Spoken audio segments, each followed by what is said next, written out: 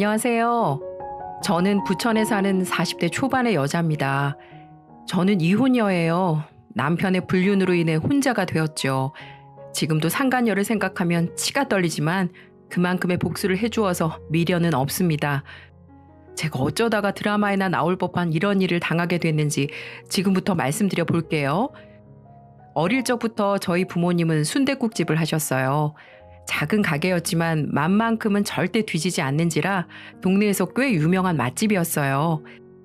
아저씨들 뿐만 아니라 20대 여대생들도 와서 먹을 정도로 유명했으니 말 다 했죠. 힘들게 살아오신 부모님은 순댓국을 팔아 열심히 자산을 모으셨습니다. 엄청난 부자가 된 건 아니지만 저희 세 식구 행복하게 살 정도의 아파트를 마련하셨는데요. 보통 부부끼리 동업을 하면 원수가 될 정도로 엄청나게 싸운다는데 저희 부모님은 금술이 너무나 좋으셨어요. 두 분 다 성격이 좋으셨지만 특히나 아빠가 참 다정하셨거든요. 제 어릴 적 소원이 아빠랑 결혼하는 것일 정도였으니까요. 아무튼 저희는 경제적으로 풍족하면서도 화목한 가정을 꾸려갔답니다. 하지만 그 행복이라는 게 영원히 지속되는 게 아니더군요. 대학생이던 저는 평범하게 강의를 듣고 있는데 갑자기 아빠한테 전화가 걸려오는 거예요. 워낙 자주 전화를 하는 사이라 이상할 것도 없는데 그날따라 왠지 쎄한 기분이 들더군요. 전화를 받은 저는 엄청난 충격에 빠졌습니다. 지선아, 엄마 쓰러지셨어. 뇌졸중이라는데 쓰러지면서 바닥에 머리를 부딪혀서 위험한 상태라는구나. 지금 당장 병원으로 좀 와야겠어. 아빠의 다급한 목소리를 듣자마자 몸이 벌벌 떨리더군요. 아침까지만 해도 사랑해 우리 딸 하시던 엄마가 뇌졸중으로 쓰러진 것도 모자라 머리를 다치셨다니 현실을 믿기가 참 힘들었습니다. 아무튼 저는 아빠가 일러준 병원으로 달려갔어요.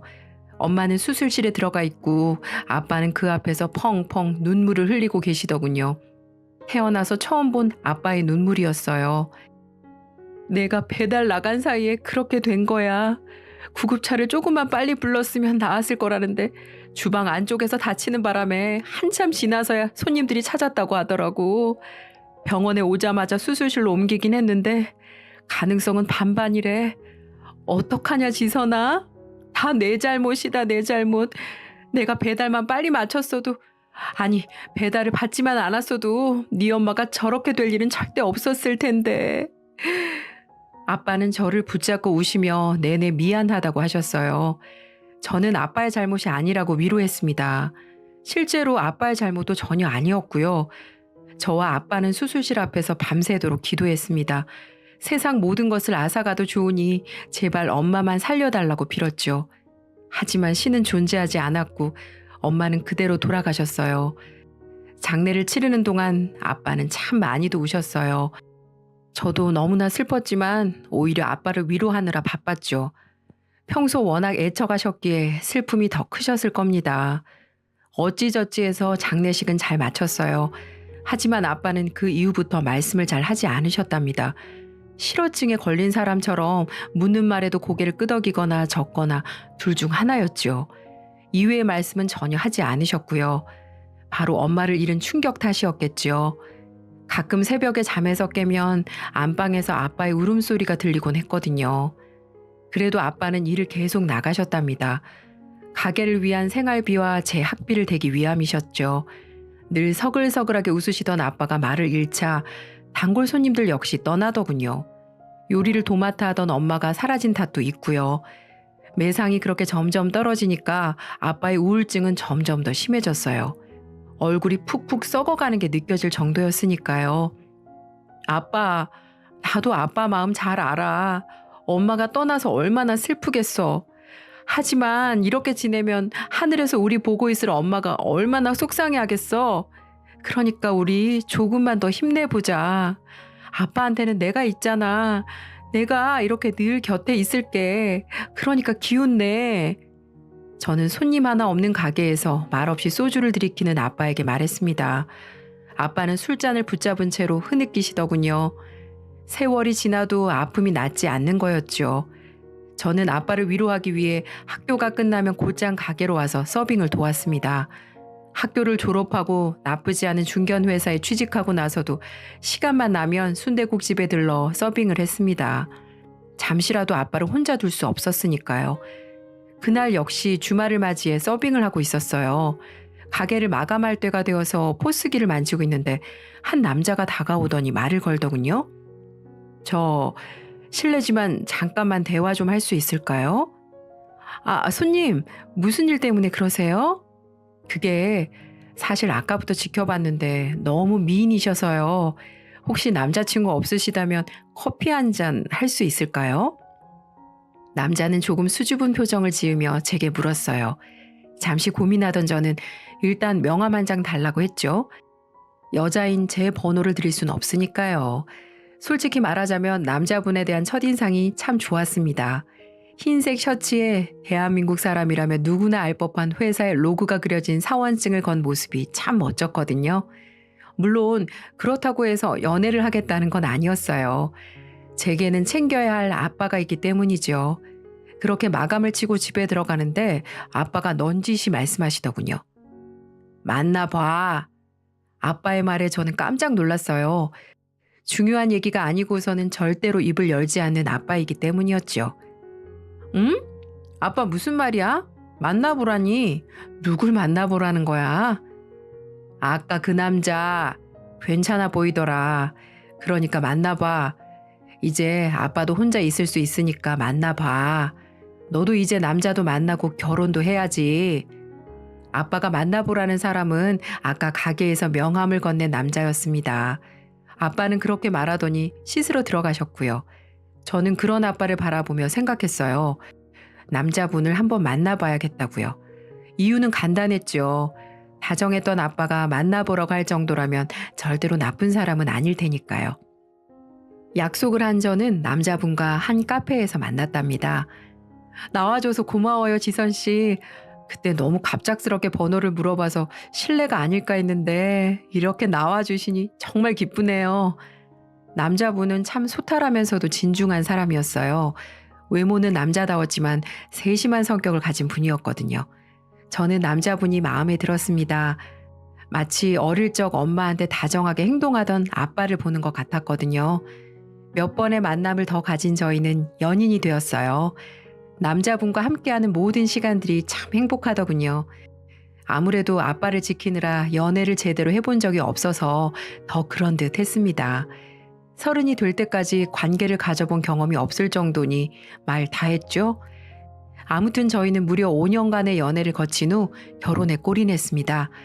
결혼식에서 아빠의 손을 잡고 버진로드를 걷는데 아빠가 저에게만 들릴 정도로 조용히 말씀하시더군요. 지선아, 아빠는 아빠의 삶을 살 테니까 너도 앞으로는 너만 생각하면서 살아. 아빠 걱정하지 말고 너만의 행복을 위해서 살라고. 그게 네 엄마도 나도 행복해지는 길이니까 알겠지? 아빠의 진심 어린 말씀에 눈물이 펑펑 쏟아졌어요. 그동안의 서름들이 몽땅 씻겨져 내려가는 것 같았거든요. 그 바람에 저는 눈물의 결혼식을 해야 했지만 그날만큼은 세상에서 가장 행복한 여자가 되었답니다. 결혼 생활은 행복했어요. 다정한 남편은 제게 더 잘해주었고 그 덕분에 금세 아이가 들어서기도 했죠. 물론 대기업에 다니는 남편의 탄탄한 경제력도 한몫했고요. 아빠, 얘가 아빠 손주야. 이름은 서준이. 김서준. 어때? 예쁘지? 나 닮아서 완전 예쁘지? 저는 태어난 아이를 아빠에게 안겨드렸답니다.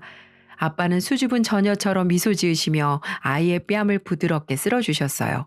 아빠가 그토록 행복해하시는 모습을 처음 본 것 같아요. 저 역시 행복했답니다. 엄마를 잃고 세상에 뚝 떨어진 것만 같던 제가 이렇게 가정을 이루고 아이까지 낳았기 때문이죠. 저는 하늘에서 보고 있을 엄마에게 다짐했어요. 앞으로도 잘 살겠다고요. 정말 보란 듯이 잘 살겠다고 다짐했네요. 하지만 제 행복은 영원하지 못했습니다. 아이가 유치원에 들어갈 때쯤부터 남편과의 사이가 삐그덕거리기 시작했거든요. 이유를 도무지 알 수 없었어요. 만약 제 외모나 성격 같은 게 바뀌었다면 고쳤겠죠. 하지만 저는 남편에게 예뻐 보이기 위해 외모를 철저히 관리해왔고 결혼 후 퇴직한 다음에도 남편의 내조에 신경 써왔기에 문제될 게 전혀 없었거든요. 저는 대체 왜 남편이 이렇게 된 건지에 대해 고민했네요. 하지만 아무리 끙끙 앓아도 답이 나오지 않았어요. 그러던 도중 저는 아는 언니에게 전화를 걸었습니다. 언니는 제 목소리를 듣자마자 고민이 있다는 걸 알아채더군요. 그래서 저는 사실대로 말했고요. 요즘 남편과 관계가 예전 같지가 않아. 내가 살이나 쪘으면 모르겠는데 언니도 알잖아. 나 서준이 낳고도 관리 열심히 한 거. 동네 아줌마들도 다 나 아가씨 같다고 하는데 대체 왜 이러냐고. 그렇다고 내가 바가지를 긁는 것도 아니고. 저는 그렇게 한참을 하소연했고 언니는 제 얘기를 전부 들어주더군요. 생각을 정리하던 언니는 제게 조심스럽게 말해주었습니다. 지선아, 이건 어디까지나 내 가정이니까 그냥 듣기만 해. 알았지? 언니가 연애 상담하다 보면 너랑 정말 비슷한 사례들을 많이 접하거든? 근데 보통 여자애들이 자기한테서 문제를 찾는데 그게 잘못된 거야. 사실 이유 없이 남친이나 남편이 예전 같지 않은 건 대개 남자 쪽에 문제가 생겼을 경우가 많아. 잘 생각해봐. 혹시 너희 남편 예전이랑 달라진 점 있지 않니? 달라진 점에 대해 묻는 언니의 말에 저는 잠시 생각에 잠겼어요. 그 순간 머릿속에 한 가지 단서가 스쳐가더군요. 남편이 6개월 전부터 사회인 탁구 동호회에 가입했다는 점이었죠. 전화를 끊은 저는 6개월간의 남편을 떠올려 봤습니다. 확실히 옷을 깔끔하게 챙겨 입기도 하고 안 뿌리던 향수도 뿌리긴 하더라고요. 그냥 취향이 바뀌었나 보다 하고 생각하고 있었는데 그게 아닐지도 모르겠다는 생각이 들더군요. 하지만 사랑하는 남편을 덮어놓고 추궁할 수는 없잖아요. 그래서 저는 남편의 심기를 거스르지 않으면서도 동호회 안에서 무슨 일이 벌어지나 알아볼 방법을 고안해냈답니다. 의심을 품고 한 달이 지났어요. 주말이 되자 남편은 탁구 동호회에 가겠다며 나가더군요. 저는 전날 마트에서 봐둔 재료들을 이용해 간식들을 만들었죠. 동호회 사람들에게 간식 이벤트를 해준다는 목적으로 동호회 자리에 가볼 생각이었거든요. 간식을 준비한 저는 동호회가 진행되는 탁구장으로 갔습니다. 유리문 밖에서 안을 바라보던 저는 경악을 금치 못했답니다. 남편이 한 여자와 팔짱을 끼고 있기 때문이었죠. 단란하게 대화를 나누는 모습은 결코 회원들 간의 친목이 아니었어요.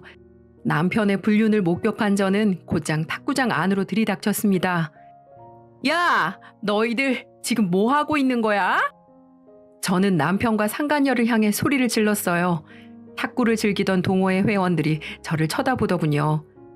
당신이 여긴 어쩐 일이야? 남편은 저를 바라보며 조금 놀란 기색을 보였답니다. 상간녀와 끼고 있던 팔짱도 뺐고요. 하지만 이상하게 태연함이 느껴지더군요. 그러거나 말거나 저는 상간녀를 향해 달려들었어요. 이 여우 같은 게 마누라랑 애까지 있는 남자를 꼬셔? 너 오늘 한번 죽어봐! 머리 끝까지 화가 난 저는 상간녀에게 달려들어 머리채를 붙잡았습니다. 그리고 온 힘을 다해 흔들었죠. 상간녀는 이거 놓으라며 소리를 질렀어요. 남편 역시 놓고 얘기하라며 저를 진정시키려고 하더군요. 동호회 회원들 역시 저를 말리려고 했고요. 하지만 저는 참지 않았습니다. 아니, 참을 수가 없었죠. 남편의 바람을 이렇게 목격한 상황에서 어떻게 진정할 수 있겠어요? 당신 지금 뭐 하는 거야? 놔! 일단 놓고 얘기하라고. 남편이 제 팔을 붙잡은 채 놓으라고 했지만 저는 상간녀의 머리채를 절대로 놓지 않았어요. 정말로 머리털을 다 뽑아놓을 생각이었거든요. 그 순간이었어요. 남편이 제 손가락을 꺾어버렸습니다. 성인 남자의 힘을 이길 수 없었던 저는 손을 떼고 말았죠. 남편은 이때다 싶었는지 제 두 팔을 붙잡고 확 밀어버리더군요. 맥없이 날아간 저는 탁구대에 허리를 부딪혔고요. 후끈한 통증이 느껴졌습니다. 하지만 아픔보다 눈앞의 장면이 더 충격적이더군요. 남편이 제가 아니라 상간녀를 챙기고 있었거든요. 자기야, 괜찮아? 많이 아프지? 아우, 내가 미안해. 진작 정리를 했어야 하는데 이 무식한 여자 때문에 이게 대체 무슨 일이야? 남편이 상간녀를 챙기는 모습에 저는 아무 말도 하지 못하고 입술만 덜덜 떨렸어요. 하지만 놀랄 일은 그것만이 아니더군요. 동호회 사람들이 저를 바라보며 험담을 한마디씩 던지는 거예요. 한심하다느니, 저러니까 버림을 받는다느니, 바람피는 이유가 다 있다느니 등등이요. 쓰레기는 분명 저 두 사람인데 제가 잘못한 사람이 되어 있는 거예요. 일단 그렇게 집으로 돌아온 저는 남편에게 마구 따졌습니다. 당신 뭐야? 탁구 치러 다닌 게 아니라 연애하러 다닌 거였어? 어쩜 그래? 나는 그렇다 쳐도 우리 서준이한테 미안하지도 않아? 게다가 그 여자 감싼 건 또 뭔데? 당신 마누라 다친 건 보이지도 않았어? 저는 분노와 서운함, 배신감 등을 담아 미친 듯이 소리쳤어요. 하지만 남편은 조금도 동요하지 않더라고요. 오히려 잘못이 하나도 없다는 듯이 말하더군요. 맞아. 나 여자 만나러 다녔다. 그게 왜? 내가 영원히 당신만 보고 살 줄 알았어? 남자들 다 그래. 살면서 한 번씩 바람도 피운다고.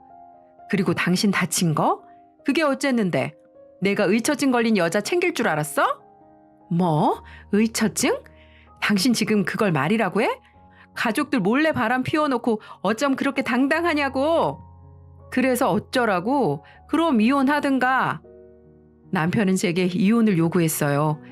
하지만 저는 그러자고 말하지 못했죠. 아이가 이제 고작 유치원 다니는 데다가 제가 회사를 그만두어 경제력도 없기 때문이었죠.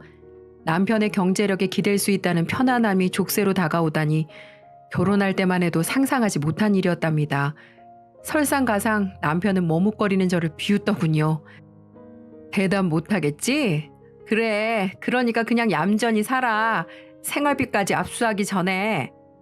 남편은 그렇게 말하고 집을 나가버렸어요. 아마 또 그 여자를 만나러 가는 거겠죠. 저는 그 자리에 주저앉아 버렸답니다. 제가 할 수 있는 일이 아무것도 없기 때문이었죠. 정말 비참했어요. 제 결혼 생활이 이렇게 될 거라곤 상상해 본 적도 없었거든요. 저는 그날부터 매일매일 눈물로 보냈습니다. 하지만 남편은 절 거들떠도 보지 않더군요. 오히려 이혼을 원하면 언제든지 해줄 테니까 말하라고 조롱하기까지 하고요. 마음이 완전히 무너져버린 저는 집에 도저히 있을 수가 없었어요. 갈 데가 없는 제 머릿속에 떠오른 사람은 바로 아빠였죠. 가게 앞으로 가니 아빠가 가게 마감을 치고 있더군요. 아빠... 저는 아빠를 보자마자 길 잃은 어린애라도 된 것처럼 펑펑 울었어요. 아빠는 제게 달려와 무슨 일이냐고 물으셨어요. 하지만 저는 말할 수 없었습니다. 아빠가 만나보려고 했던 그 사람이 사실은 불륜이나 저지르는 쓰레기라는 걸 어떻게 털어놓을 수 있겠어요. 아빠는 저를 가게 안으로 들여보낸 후 순댓국을 내주셨어요. 오랜만에 먹어보는 순댓국은 참 따뜻하고 정겹더군요. 아빠는 눈물을 닦으며 순댓국을 먹는 저를 보며 조심스럽게 물으셨어요. 김서방이랑 싸웠어? 김서방이 너한테 해코지해? 아빠가 가서 확 혼내줄까? 딸바보였던 아빠는 마흔이 된 딸에게도 다정하게 대해주셨어요. 그리고 당장이라도 일어나 남편에게 달려갈 기세였고요. 아니야, 아빠. 그냥 살다 보니까 힘든 일이 있어서 그랬어. 그러니까 걱정하지 않아도 돼. 아빠 딸 행복하게 살 거야. 저는 어떻게든 눈물을 훔치며 말했어요. 아빠는 계속해서 절 위로하시더군요. 그런데 참 이상한 게 마음껏 울고 나니까 어쩐지 마음이 개운해지더군요. 개운하니 정리가 되었고요. 냉정해진 저는 결심했습니다. 남편과 상간녀에게 복수를 하기로요. 복수를 결심한 저는 녹음기 하나를 샀습니다. 24시간 내내 녹음이 가능한 기계였어요. 저는 그것을 옷 안쪽에 숨긴 채 모든 소리들을 녹음했답니다. 남편은 그것도 모르고 저에게 매일같이 폭언을 하더군요. 요즘은 왜 그렇게 잠잠해? 전에는 나를 죽일 듯이 달려들더니 남편이 바람을 피우든가 말든가 다 포기하고 살기로 했어? 열받으면 말해. 언제든지 이혼해 줄 테니까. 제 자존심을 벅벅 긁는 말에도 불구하고 저는 묵묵히 견뎠어요. 이 모진 시간들이 결국 제게 승리를 가져다 줄 거라고 생각했기 때문이죠. 제 복수는 상간녀에게도 향했습니다. 일단 저는 상간녀의 정보를 알아내야 했어요. 상간녀의 정보를 알아내는 건 어렵지 않더라고요. 탁구 동호회는 카페를 운영했고 거기에는 상간녀의 사진과 자기소개가 고스란히 나와 있었거든요. 그 여자의 이름은 윤선화고 중학교 선생님이었어요. 학생들을 가르친다는 여자가 유부남과 놀아나다니 정말 어이가 없더군요. 남편의 더러운 짓거리는 계속되었어요. 그 사람은 저를 일부러 괴롭히기라도 하듯 저희가 사는 아파트 앞까지 손을 잡고 와서 헤어지더군요. 손발이 벌벌 떨렸지만 저는 복수를 위해 꾹 참았어요. 그리고 카메라로 그 모든 장면들을 찍어두었답니다. 저는 기나긴 인내의 세월을 보냈어요. 그리고 마침내 때가 왔어요. 복수의 때가 왔죠. 그날은 상간녀와 외박을 하는지 남편이 새벽까지 들어오지도 않더군요. 오늘이다 싶었던 저는 큰 가방을 맨 채 바깥으로 나갔답니다. 그리고 상간녀가 교사로 재직 중인 중학교로 찾아갔죠. 그리고 가방에서 커다란 종이 뭉치들을 꺼냈답니다. 대자보였어요. 제 남편과 바람을 피운 상간녀의 만행이 사진과 함께 떡하니 자세히 적힌 대자보요. 저는 그걸 중학교 울타리에 도배하듯이 붙였습니다. 그것도 모자라 저는 학교 홈페이지에도 상간녀가 제 남편과 놀아나는 사진과 글을 올렸죠. 아침이 되어 다시 중학교 근처로 가니 난리가 났더군요.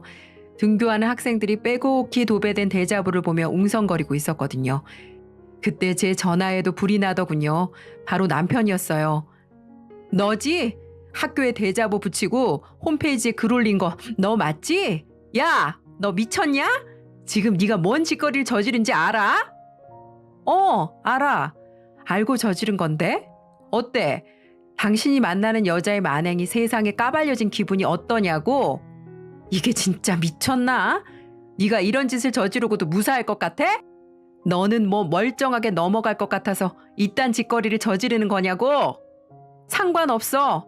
내가 어떤 피해를 입든 그 여자가 입을 피해보다는 훨씬 덜 아플 테니까. 저는 그렇게 말하고 전화를 끊었습니다. 집으로 돌아가 조금 기다리니까 남편이 들어오더군요. 상간녀와 함께 말입니다. 제게 먼저 따진 건 다름 아닌 상간녀였어요. 아줌마, 미쳤어요? 지금 학교에 무슨 난리가 난 줄 아냐고요? 아줌마가 뿌린 대자보 때문에 지금 교무실이 난리가 났단 말이에요. 참, 방귀 낀 놈이 성낸다더니 이 꼴이 딱 그 꼴이네. 야, 내가 거기에 틀린 말 적었어? 그냥 사실 그대로를 적었을 뿐이잖아. 그리고 넌 별일 없을 줄 알고 바람 피웠니? 남의 남편 빼앗아 놓고 행복하게 잘 살 줄 알았어? 틀린 말이 있냐는 말에 상간녀는 아무런 반박도 하지 못하더라고요. 제가 말로 찍어 누르는 장면을 본 남편이 보다 못해 나서더군요. 당신 뭐야? 대체 뒷감당을 어떻게 하려고 이딴 짓을 하는 거야? 이러다가 명예훼손으로 소송 걸리면 어쩌려고 그래? 뭐? 소송? 웃기고 있네. 내 소송은 내가 처리할 테니까 너는 네 소송이나 신경 써. 저는 그렇게 말하고는 서랍에서 서류 하나를 꺼내 남편의 얼굴에 던졌습니다. 서류에 따기를 맞은 남편은 얼굴이 벌개진 채로 서류를 확인하더군요. 거기에는 이혼 소장이라고 적혀 있었거든요. 이혼? 다 당신 이게 무슨?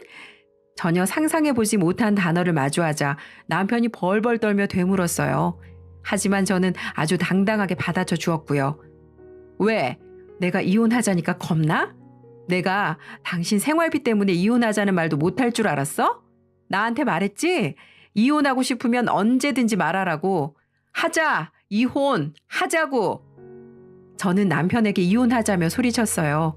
그러자 남편은 뭔가 잘못됐다고 생각하는지 용서를 빌더라고요. 제가 이혼하자고 말할 줄 몰라서 그런 거겠죠. 하지만 전 남편을 용서하지 않았습니다. 그동안 저를 벌레 취급하던 사람을 어떻게 용서할 수 있겠어요? 몇 개월이 지나 저희 부부는 정말 이혼을 하게 되었어요. 그동안 수집한 불륜 사진과 녹음 파일이 있어서 이혼 소송은 제게 유리한 방향으로 진행되었어요. 이혼에 중대한 책임이 있는 남편은 대기업 생활 동안 번 돈의 대부분을 재산 분할로 제게 내주게 되었고요. 양육권 역시 저한테 돌아왔습니다. 이혼 소송 내내 남편은 제게 미안하다며 사과하고 싶다고 하더군요. 하지만 전 끝까지 받아주지 않았죠. 힘이 없을 때 저를 짓밟던 사람과는 단 하루도 살 수 없으니까요. 상간녀 역시 인생이 나락에 빠졌답니다. 제가 퍼뜨린 소문이 학부모의 귀에 다 들어갔고 그분들의 입김 때문에 교사를 그만둘 수밖에 없었거든요. 남편과 상간녀를 완전히 박살내니 후련하고 좋더라고요. 물론 아빠는 이혼한 저를 보고 안타까워 하셨지만은요. 하지만 저는 아빠한테 설명해 드렸습니다. 재활용도 안 될 그런 놈과 함께 사는 것보단 혼자서 자유롭게 사는 게 더 행복하다고요.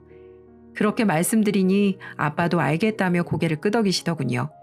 누구보다도 제 행복을 간절히 바라시는 분이니까요. 모든 걸 정리한 저는 요즘 서준이에게 모든 정성을 쏟고 있어요. 그동안 전 남편과 다투느라 상처를 많이 줬거든요. 남은 생은 서준이의 행복만을 생각하며 살아갈 생각입니다. 그게 바로 제 행복이기도 하고요. 제 사연은 여기까지입니다. 많은 분들께 털어놓고 나니 마음이 좀 가벼워졌네요. 들어주신 모든 분들께 감사합니다. 지금 곁에 있는 사람들과 행복한 삶 누리시길 바랄게요.